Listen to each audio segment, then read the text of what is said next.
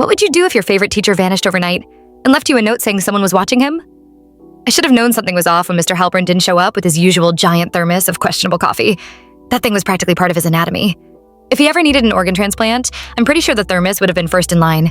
But that Monday morning, it was just gone. And so was he. I walked into 10th grade English expecting a lecture on The Great Gatsby and why we should read between the lines like our lives depended on it. Instead, the principal, Mrs. Drayton, was standing at the front of the room, plastering on the kind of smile adults use when something is very, very wrong. "Good morning, class," she said. "Mr. Halpern has taken a leave of absence." A leave of absence mid-semester? During the Gatsby unit? He lived for the Gatsby unit.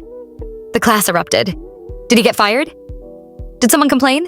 Did he finally snap and go off-grid in the mountains? That man was one bad essay away from losing it, someone said behind me. Honestly, they weren't wrong. I tried not to stare at his empty desk, but it felt like a crime scene. His post-it notes, his weirdly artistic paperweight shaped like a frog, that thermos-shaped void.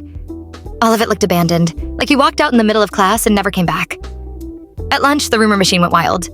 Madison swore he had been escorted out by security after yelling at a parent. Jaden insisted he ran away with the chemistry teacher, though Ms. Patel was very visibly still grading labs like her life depended on it. Someone else whispered he was writing a tell-all book about the school district and was hiding until he finished chapter 6. Me? I didn't buy any of it. I talked to him after class on Friday. He looked tired, sure, but not quit your job and vanish tired.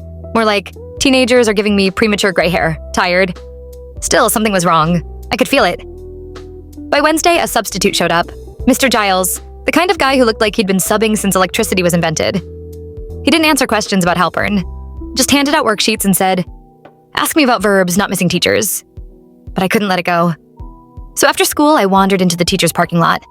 His car, an ancient Subaru held together by hope and duct tape, was still parked in its usual spot. Dusty, unmoved, waiting for a driver who apparently wasn't coming back. That's when I noticed the envelope tucked under the windshield wiper. My name on it.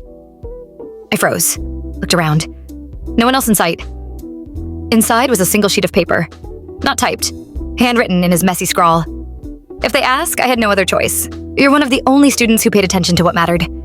I'm trusting you to hold on to the truth until I can explain everything. Whatever you do, don't talk to anyone about this yet. No signature, just a final line underlined twice.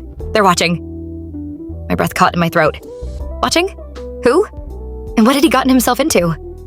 One thing was suddenly terrifyingly clear. The rumors were the least of our problems.